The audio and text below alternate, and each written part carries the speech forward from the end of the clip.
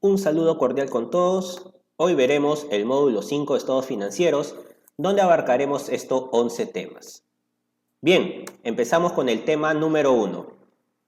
Estados financieros y su importancia. ¿Qué son los estados financieros? Los estados financieros de una empresa, también conocidos como estados contables, son el recurso que permite tener una visión clara de las finanzas de una empresa. De esa forma, puedes tener un mejor control de la contabilidad de tu negocio. Los estados financieros son informes que reflejan el estado de una empresa en un momento determinado, normalmente un año. Se compone de varios documentos en los que se plasma la situación financiera de un negocio y recoge información, tanto económica como patrimonial. Son muy importantes para conocer la rentabilidad y solvencia de las compañías. ¿Cuál es la importancia de los estados financieros? En primer lugar, presenta información financiera básica que sirve para la toma de decisiones y el seguimiento económico empresarial.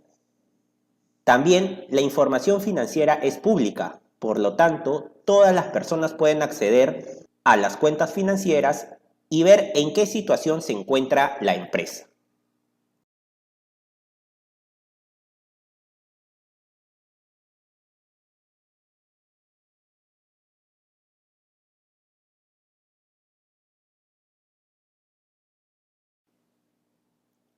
Tema 2. ¿Cuáles son los estados financieros? Tenemos el estado de situación financiera. Es el estado que refleja la situación financiera de la empresa en un determinado periodo.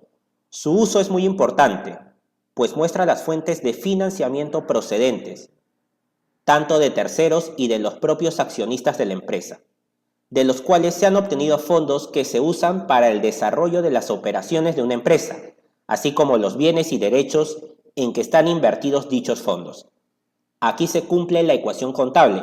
Patrimonio neto es igual a activo menos pasivo, o activo es igual a pasivo más patrimonio.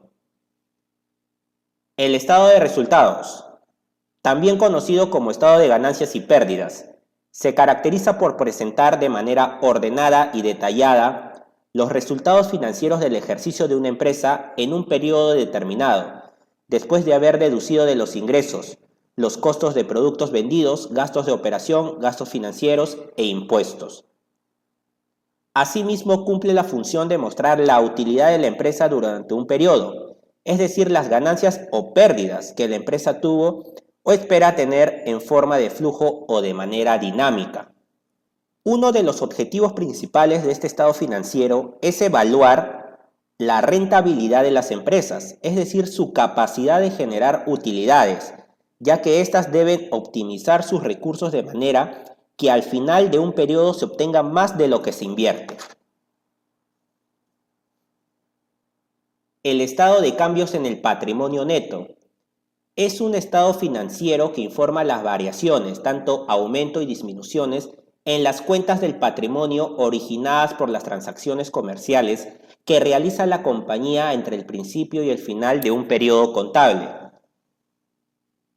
En su elaboración se debe señalar lo siguiente: saldo de las partidas patrimoniales al inicio del periodo, distribuciones o asignaciones de utilidades efectuadas en el periodo, dividendos y participaciones acordadas durante el periodo, nuevos aportes de accionistas, reevaluación de activos, capitalización de partidas patrimoniales, redención de acciones de inversión o reducción de capital, utilidad o pérdida neta del ejercicio, otros incrementos o disminuciones de las partidas patrimoniales y los saldos de las partidas patrimoniales al final del periodo. En otras palabras, su función principal es proporcionar información patrimonial para la toma de decisiones gerenciales, como aumentos de capital, distribución de utilidades, capitalización de las reservas, entre otros. Y el estado de flujos de efectivo. Este estado financiero tiene por finalidad informar la cantidad de efectivo al inicio y final de un periodo, es decir, mostrar la variación de los cambios de efectivo y equivalentes de efectivo en un periodo determinado, generado y utilizado en las actividades de operación, inversión y financiamiento. Uno de los objetivos principales de este estado financiero es explicar cómo las operaciones de la empresa han afectado su efectivo y analizar el tema de tener mucha liquidez, pues no es bueno por los costos que esto representa. No obstante, un déficit en liquidez originaría dificultad para no poder pagar obligaciones a tiempo o simplemente no poder pagarlas, y también limitaría a la empresa en la compra de inventarios o de activos para su crecimiento constante.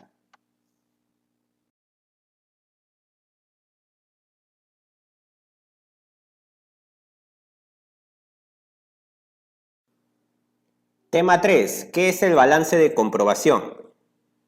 El balance de comprobación es un instrumento financiero que refleja la suma del debe y del haber de las diferentes cuentas y su saldo correspondiente, ya sea deudor o acreedor. Este instrumento sirve para comprobar que todos los saldos que utilicemos durante el ejercicio económico sean fiables. De esta forma, permite establecer un resumen básico de un estado financiero. Permite comprobar si el pase de los asientos del diario al mayor se han hecho correctamente y si la suma de los saldos deudores y acreedores del mayor coinciden entre sí.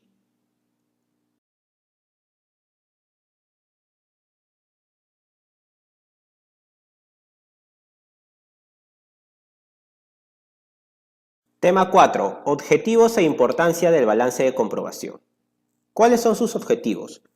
Uno de los principales objetivos del balance de comprobación es comprobar o verificar si los importes de ambos libros, diario y mayor, cumplen con los siguientes objetivos: resumir la información del libro mayor en detalle, verificar la exactitud de los cargos y abonos mayorizados, preparar saldos al final del periodo contable para determinar los estados financieros, comprobar si los asientos están debidamente registrados en cuanto a los principios de la partida doble. No hay deudor sin acreedor.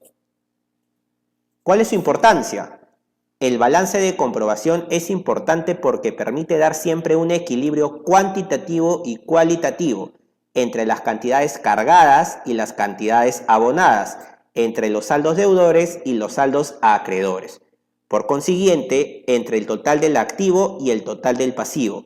Es por lo tanto un estado que aparece en las columnas saldos, que demuestra la situación del estado de las cuentas para formular una exposición financiera.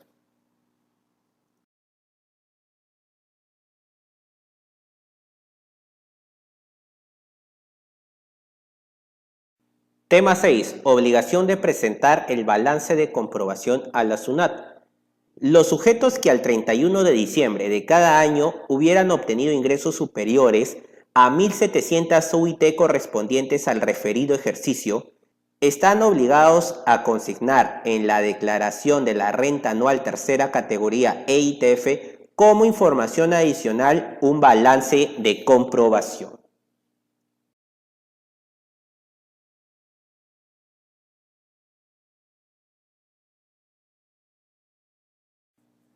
Tema 7. Definición y objetivos del análisis de los estados financieros. El análisis financiero sirve para comprender si la situación financiera, los resultados de operación y el progreso económico de la empresa serán satisfactorios a corto, mediano y largo plazo. Es decir, el análisis financiero consiste en una serie de técnicas y procedimientos, como estudios de ratios financieros, indicadores y otros, que permiten analizar la información contable de la empresa para obtener una visión objetiva acerca de su situación actual y cómo se espera que éste evolucione en el futuro. Objetivos del análisis financiero. El objetivo del análisis financiero es obtener un diagnóstico que permita que los usuarios interesados o relacionados con la organización tomen las decisiones más acertadas. El uso del análisis financiero dependerá de la posición o perspectiva en la que se encuentre el usuario en cuestión. Considerando lo anterior, podemos dividirlo en dos grupos. Usuarios internos. Los administradores de la empresa utilizan el análisis financiero con el fin de mejorar la gestión de la organización, corregir desequilibrios, prevenir riesgos o aprovechar oportunidades. Un buen análisis financiero es clave para poder planificar, corregir y gestionar. Y los usuarios externos utilizan el análisis financiero para conocer la situación actual de la empresa y su posible tendencia futura. Así, por ejemplo, para un inversor es importante conocer el estado de una empresa para ver si vale o no la pena invertir en ella. Otros usuarios externos relevantes son los clientes, los proveedores, posibles inversores, reguladores, autoridades fiscales, entre otros.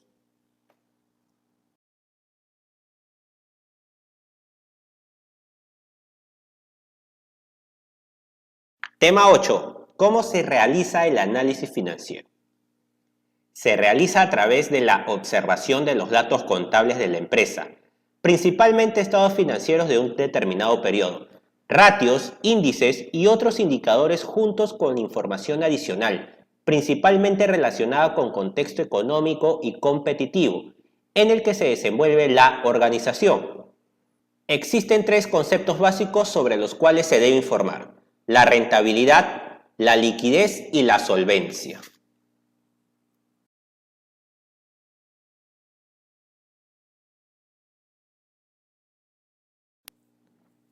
Tema 9. Métodos de análisis financiero.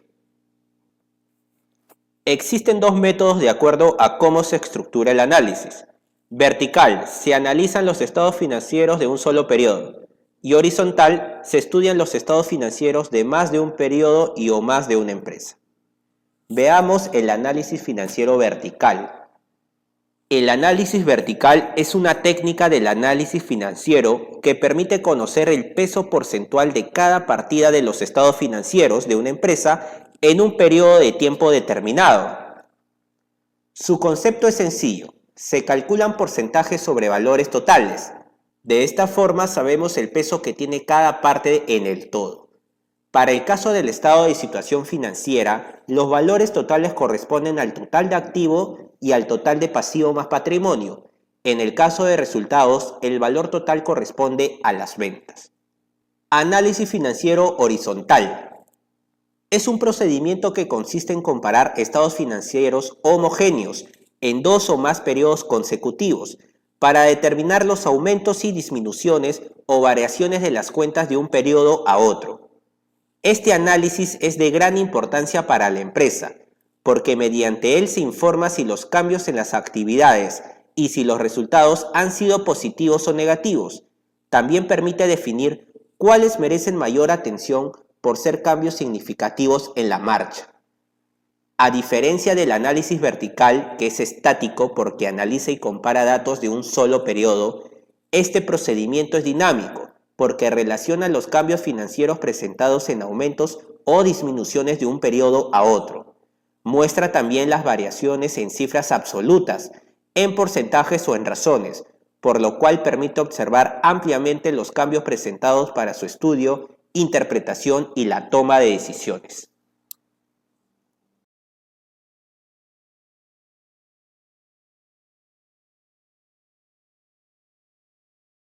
Tema 10. ¿Qué son los ratios financieros?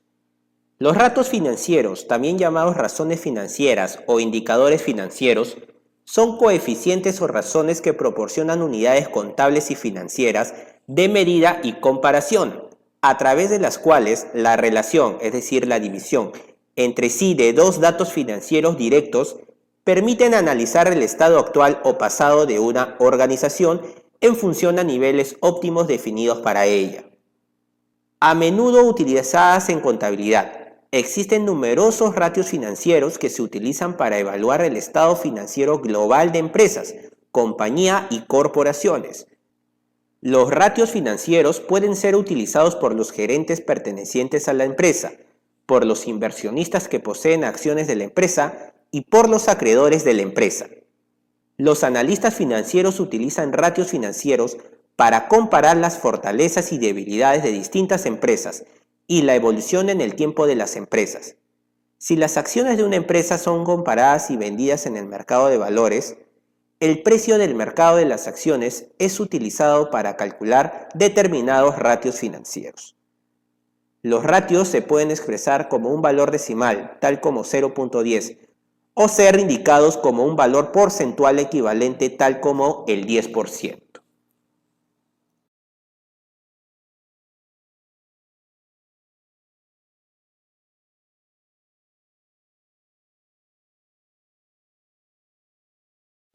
Y como último tema tenemos el tema 11, tipos de ratios financieros.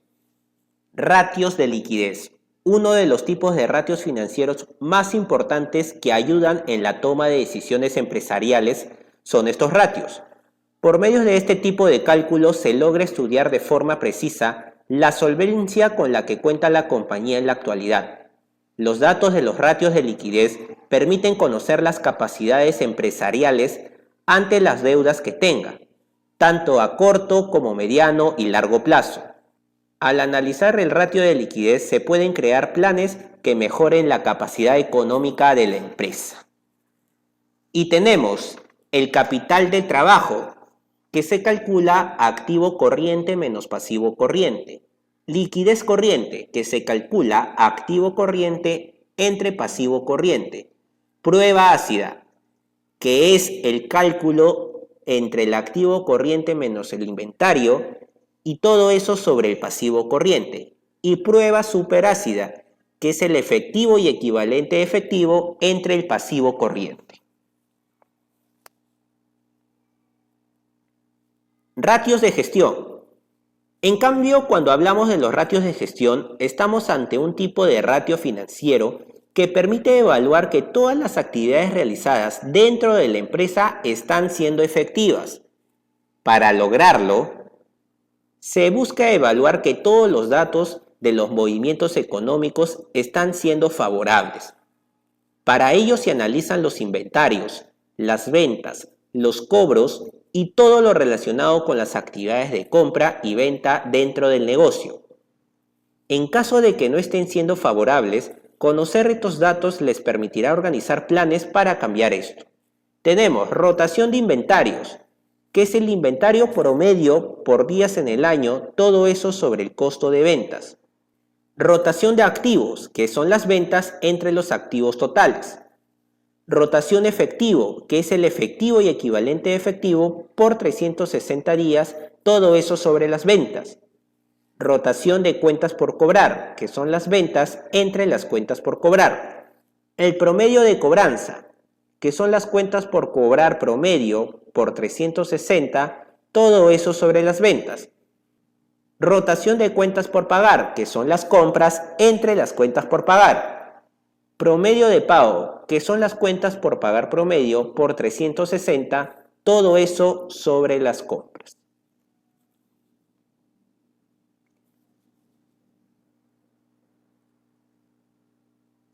Ratios de endeudamiento, o también llamado apalancamiento, que son tan importantes como los otros que ya hemos explicado.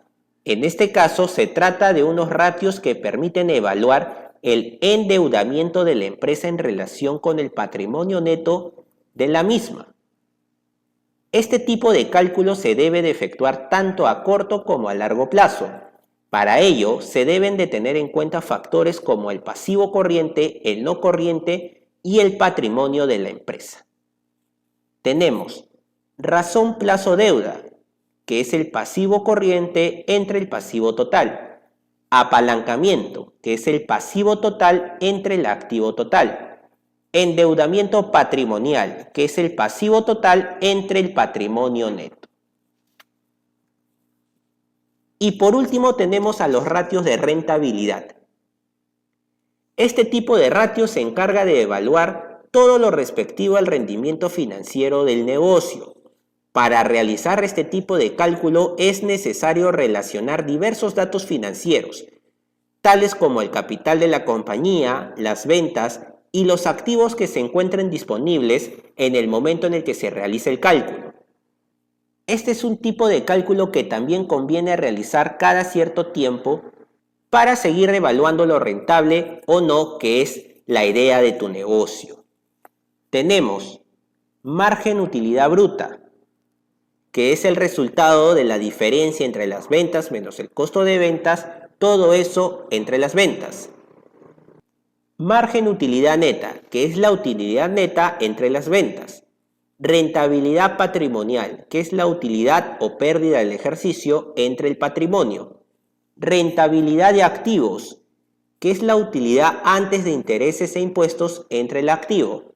Y la rentabilidad de ventas, que es la utilidad antes de intereses e impuestos entre las ventas. Muy bien, de esta manera hemos culminado con el módulo 5 de estados financieros. A continuación veremos los casos prácticos correspondientes.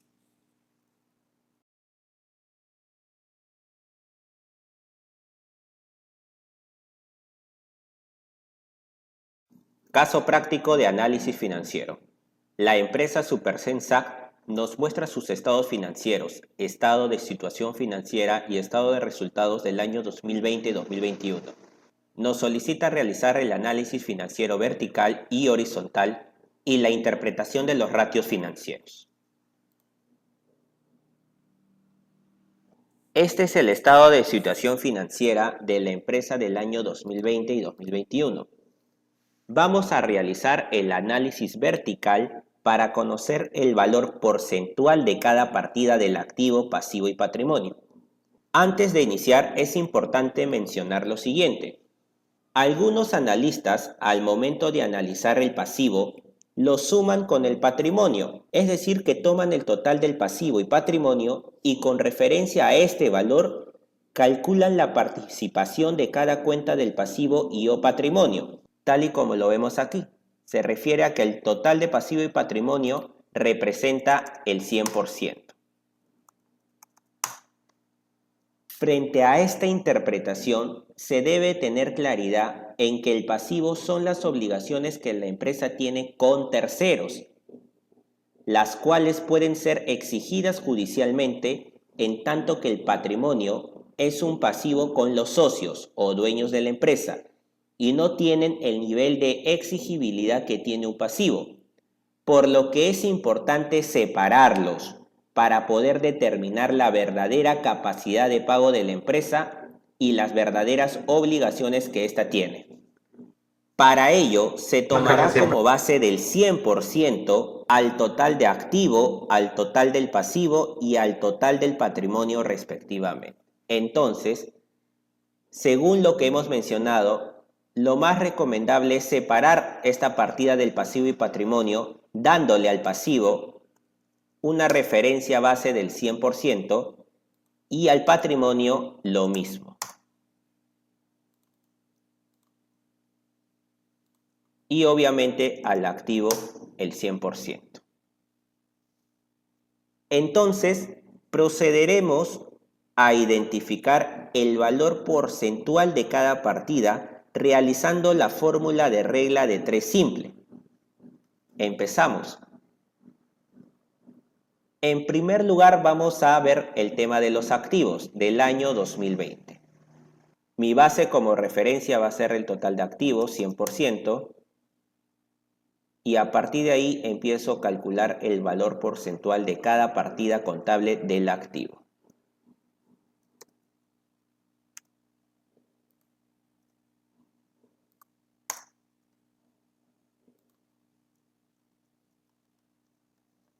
De esta manera voy identificando los del activo corriente y los del activo no corriente.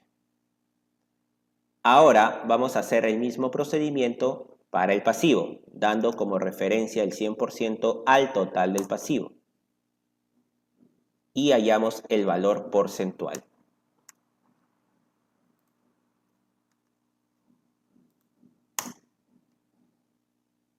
De cada partida del pasivo, tanto corriente como no corriente.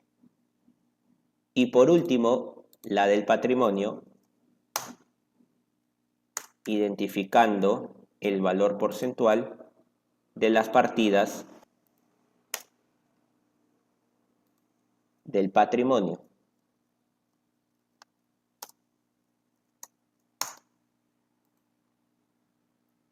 Ahora lo vamos a realizar para el año 2021, de igual forma.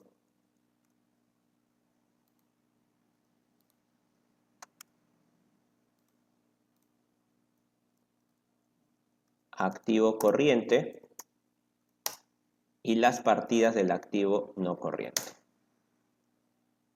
Ahora para el pasivo del año 2021.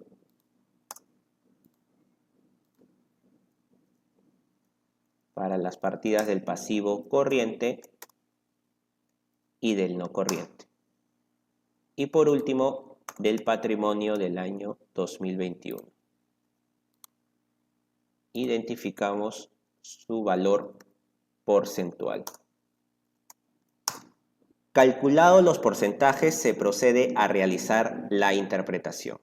Para este caso práctico, solo tenemos la información resumida en el estado de situación financiera, pero no conocemos el detalle de los demás hechos económicos que nos permita dar una razón más puntual de la partida contable. Sin embargo, sí existen pautas que permiten vislumbrar si una determinada situación puede ser negativa o positiva.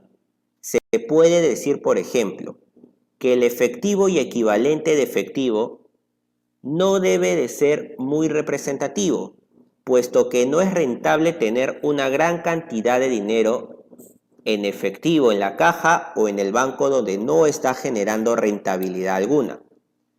Toda empresa debe procurar por no tener más efectivo de lo estrictamente necesario, a excepción de las entidades financieras, por supuesto, que por su objeto social deben necesariamente conservar importantes recursos en efectivo. Quizás una de las cuentas más importantes y a la que se le debe prestar especial atención es a la de los clientes o cuentas por cobrar, toda vez que esta cuenta representa las ventas realizadas a crédito, y esto implica que la empresa no reciba el dinero por sus ventas, en tanto que sí debe pagar una serie de costos y gastos para poder realizar las ventas, y debe existir un equilibrio entre lo que la empresa recibe y lo que gasta. De lo contrario, se presenta un problema de liquidez, el cual tendrá que ser financiado con endeudamiento interno o externo, lo que naturalmente representa un costo financiero que bien podría ser evitado si se sigue una política de cobranza adecuada. Otra de las cuentas importantes en una empresa comercial o industrial es la de existencias, la que en lo posible, igual que todos los activos, debe representar solo lo necesario. Las empresas de servicios, por ejemplo, por su naturaleza, prácticamente no tienen existencias. Respecto a los activos fijos, representan los bienes que la empresa necesita para poder operar, tipo como las maquinarias, terrenos, edificios, equipos, etc. Y en empresas industriales y comerciales suelen ser representativos, pero no en las empresas de servicios. Y con respecto a los pasivos, es importante que los pasivos corrientes sean poco representativos y necesariamente deben ser mucho menor que los activos corrientes. De lo contrario, el capital del trabajo de la empresa se puede ver comprometido. Y aparte de ello, claro está que cada empresa es un caso particular que se debe evaluar individualmente. Ahora realizaremos el análisis vertical del estado de resultados del año 2020 y del año 2021. Para ello se tomará como base del 100% a las ventas de ambos años. Identificamos entonces el valor porcentual de cada concepto. En este caso, del costo de ventas, de los gastos administrativos y de ventas, otros ingresos y gastos, los ingresos financieros y gastos financieros, la participación de los trabajadores e impuesto de la renta. Bien, empecemos.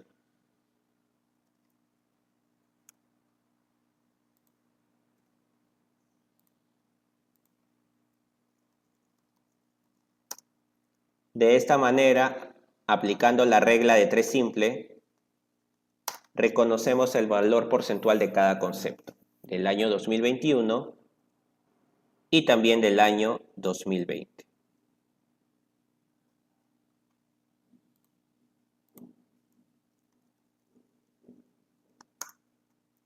para todos los conceptos de este estado de resultados. Realizando el análisis vertical del estado de situación financiera y del estado de resultados, podemos concluir que el análisis depende de las circunstancias, situación y objetivos de cada empresa. Y para lo que una empresa es positiva, puede que no lo sea para la otra, aunque en principio así lo pareciese. Veamos ahora el análisis horizontal del estado de situación financiera y del estado de resultados. Respecto del estado de situación financiera, vamos a identificar las variaciones absolutas y relativas que ha sufrido la estructura financiera del activo, pasivo y patrimonio, comparándolas entre los años 2020 y 2021. Y de esta manera determinar cuál fue el crecimiento o decrecimiento de cada partida contable. Y de la misma forma para los conceptos del estado de resultados. Empezamos calculando la variación absoluta y su fórmula es la siguiente: la partida contable del periodo actual menos la partida contable del periodo anterior, es decir, para este caso, el periodo 2021 menos el periodo 2020. Vamos a calcular y así hasta la última partida contable del patrimonio.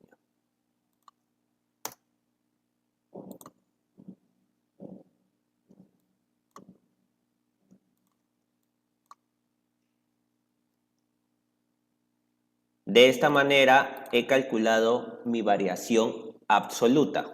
Con respecto a la variación relativa, se debe aplicar una regla de 3 simple, en donde el valor de la partida contable del año 2021, para este caso práctico, se dividirá por el valor de la partida contable del año 2020. A este resultado se le resta 1 y se multiplica por 100 para convertirlo en porcentaje. Entonces, el valor de la partida del año 2021 entre el valor de la partida del año 2020. Todo eso menos 1, y como estamos trabajando en un Excel y la celda ya está en formato porcentaje, ya no es necesario multiplicarlo por 100. De esta manera tengo el valor porcentual de la variación relativa, tanto del activo, pasivo y patrimonio.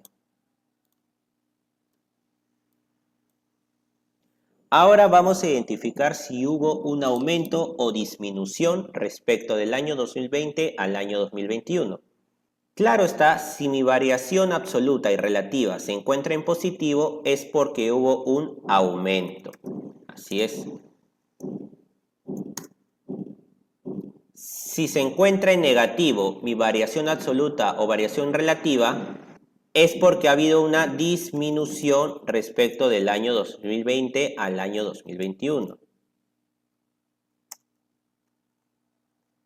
Y así identificamos hasta llegar al patrimonio.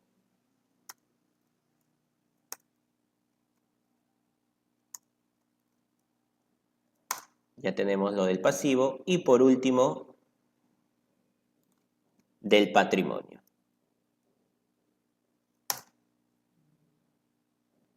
El mismo procedimiento ahora vamos a aplicar al estado de resultados. Mi variación absoluta es la partida o el concepto en este caso del año 2021 menos la del 2020.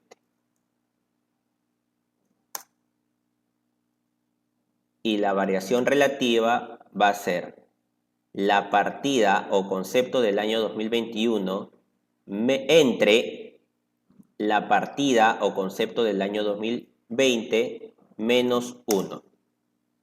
Como ya esta celda está en porcentaje, ya no es necesario multiplicarlo por 100. De esta manera identifico si ha habido un aumento o una disminución. En este caso ha habido un aumento. Respecto al costo de ventas, ha habido un aumento del año 2020 al año 2021. La utilidad bruta también ha tenido un aumento.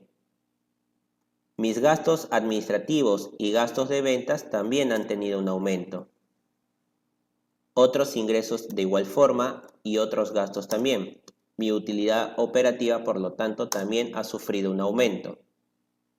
Respecto a mi ingreso financiero, ha tenido un aumento, pero mis gastos financieros sí han tenido una disminución del año 2020 al año 2021. Mi utilidad antes de impuestos ha tenido un aumento, de igual forma mi participación de los trabajadores y el impuesto a la renta. Y por último, mi utilidad neta del ejercicio también ha tenido un aumento. Calculadas las variaciones absolutas y relativas del estado de situación financiera y del estado de resultados, se procede con la interpretación. Los valores obtenidos en el análisis horizontal pueden ser comparados con las metas o proyecciones de crecimiento y desempeño fijadas por la empresa para evaluar la eficiencia y eficacia de la administración en la gestión de los recursos, puesto que los resultados económicos de una empresa son el resultado de las decisiones administrativas que se haya tomado. Un rubro incrementó o disminuyó. ¿Ese incremento es positivo o negativo? ¿O por qué se incrementó o disminuyó ese rubro? La información aquí obtenida es de gran utilidad para realizar proyecciones y fijar nuevas metas, puesto que una vez identificadas las causas y consecuencias, se debe proceder a mejorar los puntos o aspectos considerados débiles. Se deben diseñar estrategias para aprovechar los puntos o aspectos fuertes y se deben tomar medidas para prevenir las consecuencias negativas que se pueden anticipar producto del análisis realizado. Habiendo hecho el análisis horizontal y vertical, estos deben ser complementados con los indicadores financieros o también conocidos como ratios financieros para poder llegar a una conclusión aproximada a la realidad financiera de la empresa y así poder tomar decisiones más acertadas para responder a esa realidad. Dicho esto, veamos por último el cálculo de los diferentes ratios y su interpretación.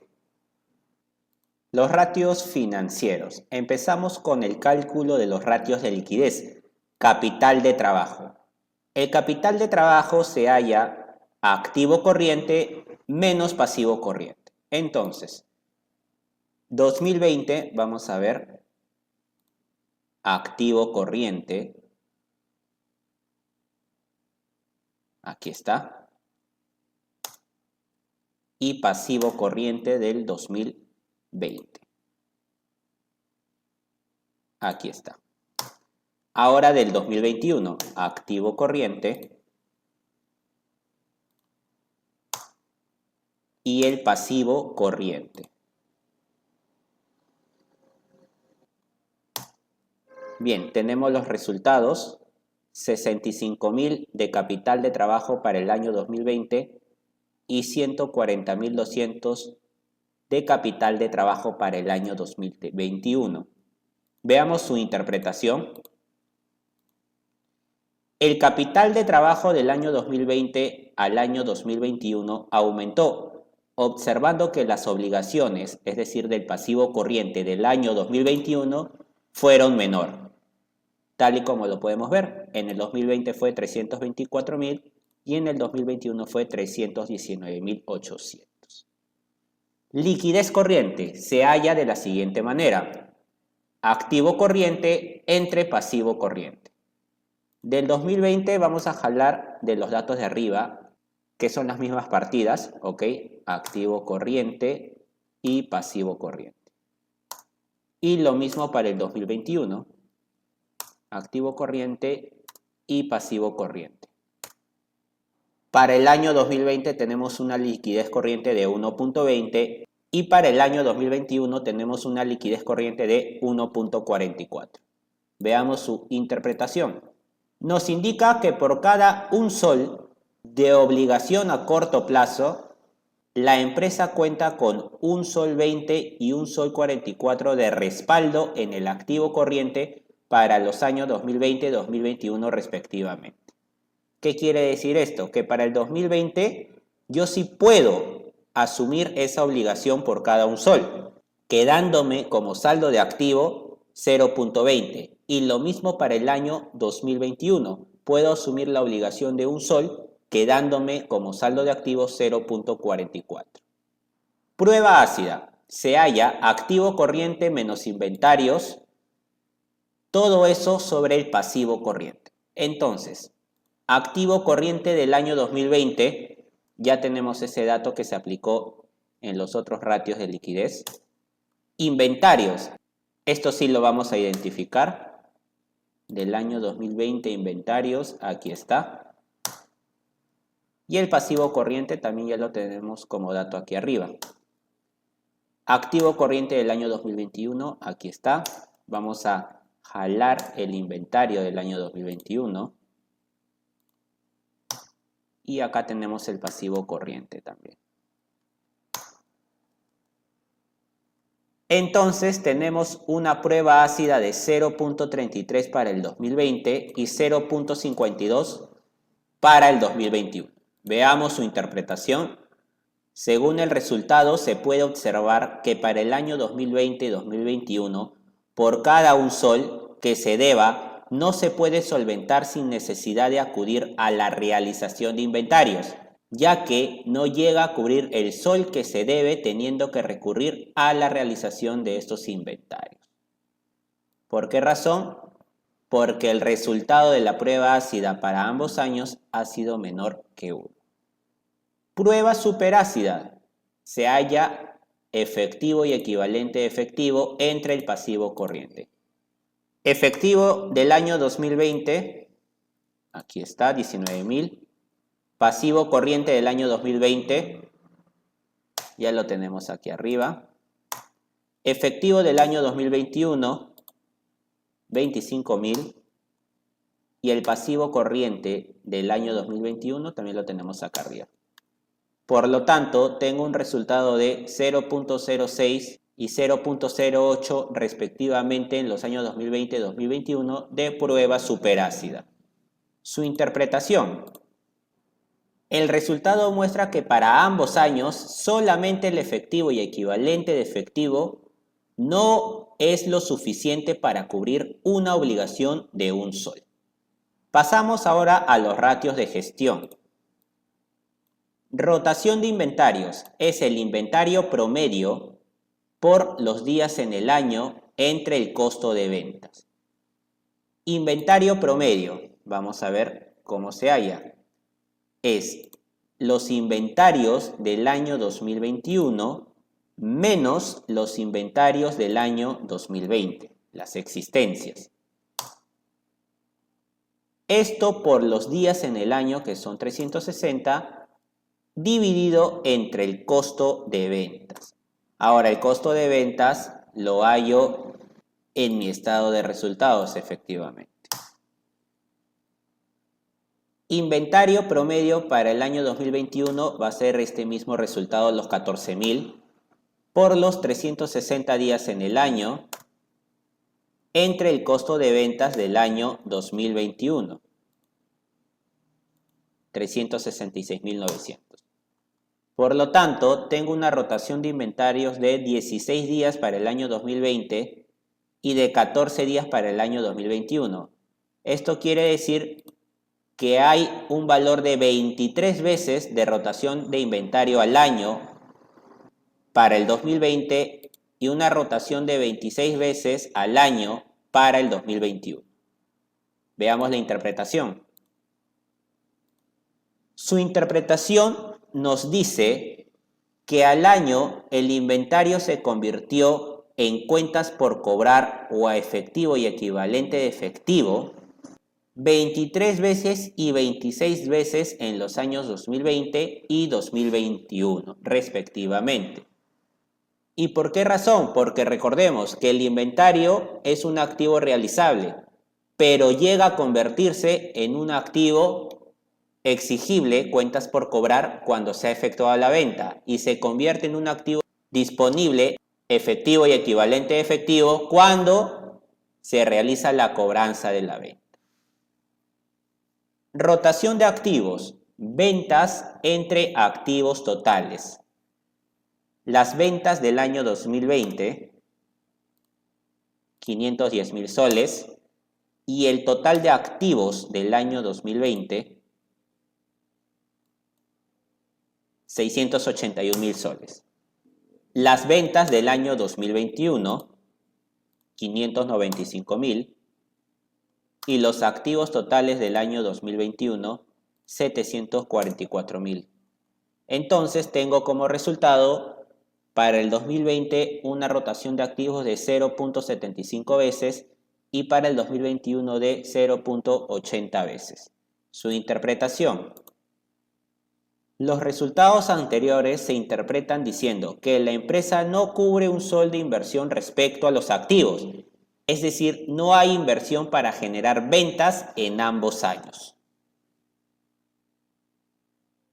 Rotación de efectivo es el efectivo y equivalente efectivo por los días en el año entre las ventas.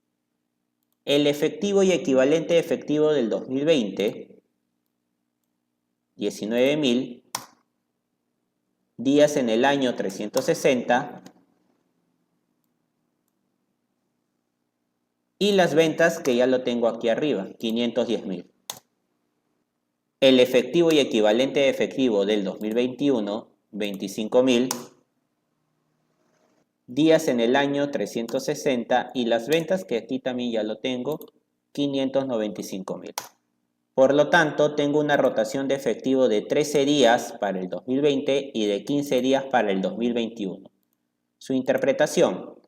El resultado nos indica que la empresa cuenta con una liquidez por cubrir de 13 días de ventas en el año 2020 y de 15 días de ventas en el 2021. Rotación de cuentas por cobrar. Ventas entre cuentas por cobrar. Las ventas del año 2020, acá lo tenemos, 510.000, y las cuentas por cobrar del año 2020 son 68.000. Para el 2021 las ventas son de 595.000 y sus cuentas por cobrar son de 100.000. Por lo tanto, tengo un resultado de 8 veces para el 2020 y 6 veces para el 2021. Su interpretación. El resultado nos indica que para el año 2020, en la empresa las cuentas por cobrar están generando ingresos de efectivo 8 veces al año y para el 2021 disminuye generando solo 6 veces al año. Promedio de cobranza. Cuentas por cobrar promedio por días en el año entre las ventas. Las cuentas por cobrar promedio se hallan de la siguiente forma. Mis cuentas por cobrar del año 2021 menos mis cuentas por cobrar del año 2020. Todo eso por los días en el año entre las ventas, que aquí ya lo tengo, 510.000. Las cuentas por cobrar promedio del 2021 va a ser el mismo resultado. Los días en el año igual, 360, y las ventas del 2021 son 595.000.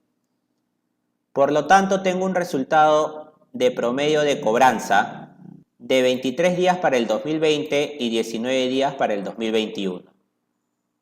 Su interpretación nos indica que las cuentas por cobrar están circulando en 23 días promedio y 19 días promedio de días en que la empresa cobre sus ventas. Es decir, que por cada venta que yo realice al año, hay un promedio de cobranza de 23 días para el 2020 y 19 días para el 2021. Pasamos ahora a los ratios de endeudamiento. Razón plazo deuda, pasivo corriente entre el pasivo total. Pasivo corriente del 2020,